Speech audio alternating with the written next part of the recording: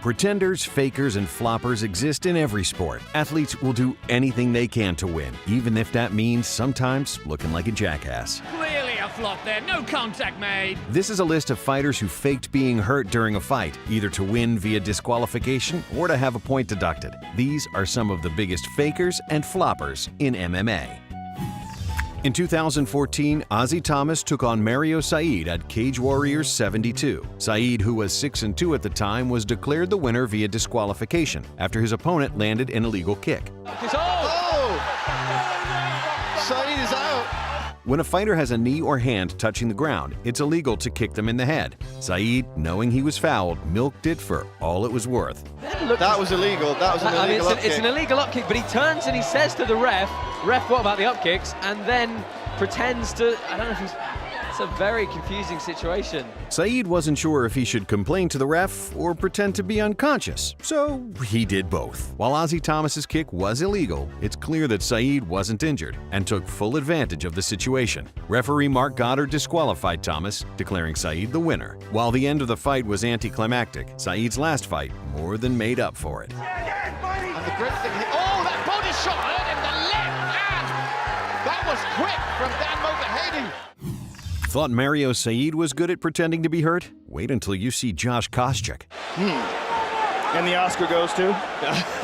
Josh Koscheck was a contestant on the first season of The Ultimate Fighter and fought Paul Daly at UFC 113. The most exciting part of the fight was watching Koscheck pretend to be hurt after a missed knee in the first round.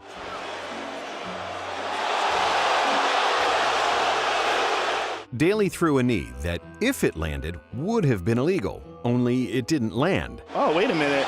He didn't even hit him. Koscheck successfully had a point deducted from his opponent and won the fight via decision. Daly, being frustrated, landed his best punch after the fight.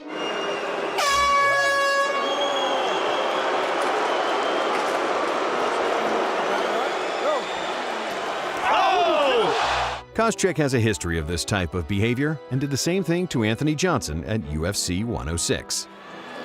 No. That knee did not hit that left eye. Whether it was a fix, a dive, or a flop, we do know one thing. This punch couldn't have hurt this much. In 2010, Eddie Bengtson fought Alexander Emelianenko in Russia, but just 40 seconds into the first round, Bengtson already seemed to be looking for a way out of the fight. A light jab from Emelianenko, which didn't even seem to land, sent the 263-pound fighter to the mat. Bengtson looked as if he had lost consciousness, but awoke immediately after the fight was called off and stood up without a scratch on him. Emelianenko was declared the winner via TKO, and Bengtson either faked it or was the first MMA fighter to get knocked out by a gust of air. Pedro "The Rock" Nobre proved that nicknames in MMA aren't always accurate. The Rock took on Yuri Alcantara at UFC on FX in 2013. Early in the first round, Nobre was on the verge of losing his UFC debut after being on the receiving end of Alcantara's ground and pound. During the flurry of punches, one of Alcantara's punches may have grazed the back of Nobre's head. Being that strikes on the back of the head are illegal, Nobre milked the situation as much as he could. I did not see one hit the back of the head. Not only that, these aren't hard shots, so I'm not sure what Nobre's complaining about here. Even UFC President Dana White, who is usually very supportive of fighters, thought Nobre was faking it. I don't give a shit what anybody says. The guy was faking it. As bad as Nobre's acting was, he managed to convince the referee, and the fight was declared a no contest. Immediately after the fight, Nobre was released from the UFC, and Alcantara was given a win bonus. Like a rock, I was strong as I could be.